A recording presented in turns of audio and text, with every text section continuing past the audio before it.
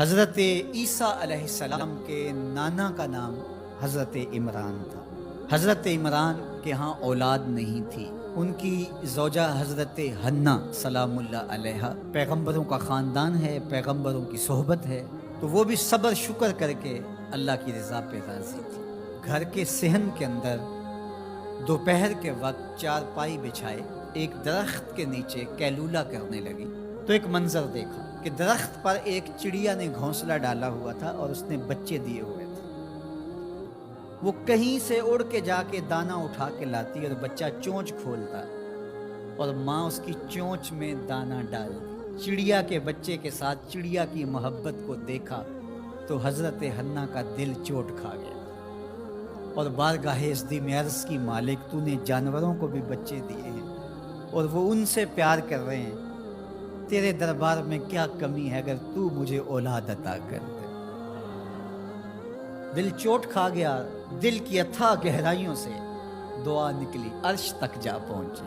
اللہ نے حضرت حنا کو کرم نوازیوں سے مولا مال کر دیا۔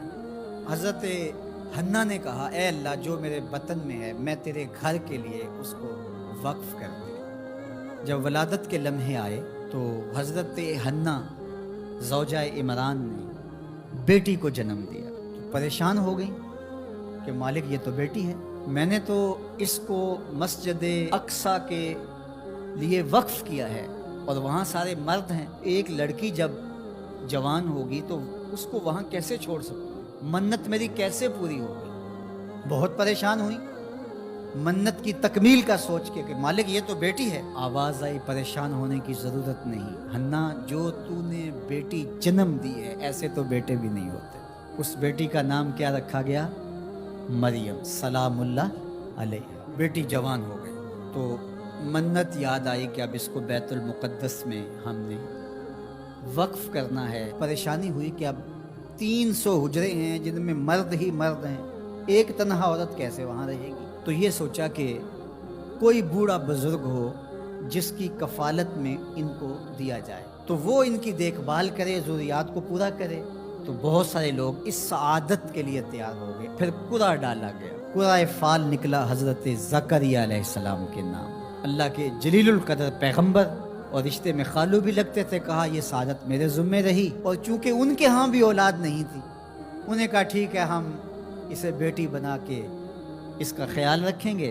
حضرت زکریا علیہ السلام نے ایک حجرہ مختص کیا حضرت مریم کے لیے اور ان کی ضروریات کو پورا کرتے، کھانا دیتے۔ جب کہیں جانا ہوتا تو حجرے کو باہر سے تالا لگا کے چلے جاتے، افطار کے وقت یا رات کو گئے ہیں تو سحری کے وقت پھر آ جاتے۔ ایک دن حضرت زکریا علیہ السلام تالا لگا کے کہیں گئے کام، واپس آتے ہوئے دیر ہو گئی اور افطار کے لمحے گزر گئے۔ بہت پریشان ہوئے تو خیر سامان لے کے تیزی سے پہنچے اور آ کے دروازہ کھولا، وجد عندہا رزقا، تو دیکھا بے موسم پھل پڑے ہوئے ہیں۔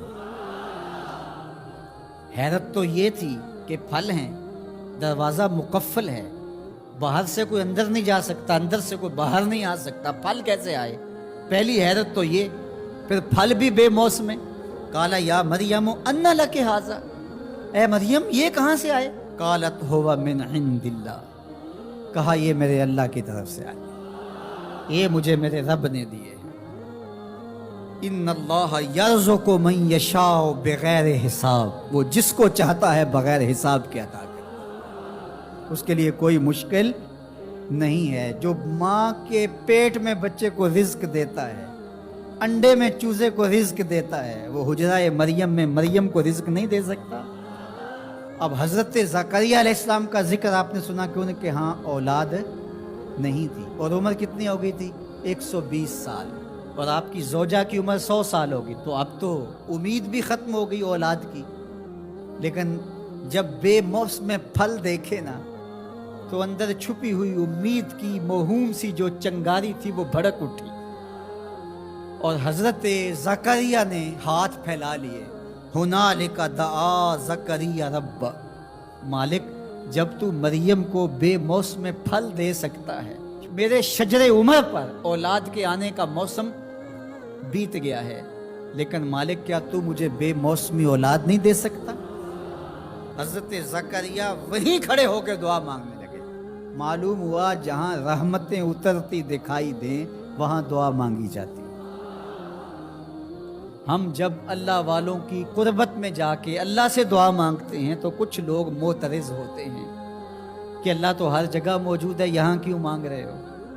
مسجد اقصی پاس ہے لیکن حجرہ مریم میں اللہ کا پیغمبر دعا مانگ رہا ہے، وہاں رحمت آنکھوں سے اترتے ہوئے دیکھی۔ ان رحمت اللہ قریب من المحسنین، اللہ قرآن میں فرماتا ہے میری رحمت محسنین نیکوکاروں کے نیڑے ہوتی ہے، اس لیے ہم اللہ والوں کے قریب جا کے اللہ سے مانگتے ہیں، مالک تیری رحمتیں یہاں برس رہی۔ ہنالک دعا زکریا ربہ، وہیں کھڑے ہو کے دعا مانگنا شروع کر دی، اللہ مجھے ستھری اولاد عطا کر دے۔ پھر کیا ہوا کہ کہا گیا یہاں دعا کیوں مانگ رہے ہو، میرے گھر میں آؤ۔ کہا گیا نبی ہو کے ولیہ کے حجرے میں دعا مانگ رہے ہو، تمہیں کچھ نہیں دیا جائے گا؟ نہیں، سنو قرآن سنو۔ فنادتہ الملائکہ، فرشتے آ کے پکار کرنے لگے۔ کب؟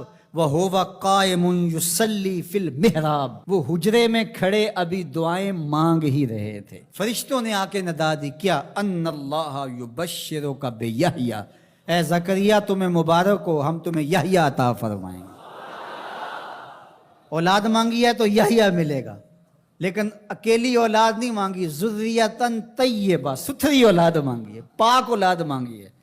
تو مصدقاً بکلمۃ من اللہ وسیداً وحصوراً ونبیاً من الصالحین، جو بیٹا دینے والے ہیں وہ کلمت اللہ کی تصدیق کرنے والا ہوگا، سردار ہوگا، عورتوں سے الگ رہنے والا ہوگا اور پیغمبر ہوگا، صالحین سے نبی ہوگا، یہ شانوں کا مالک ہوگا۔ فوراً دعا قبول ہو گئی۔ یہ ہے کرامت سیدہ مریم۔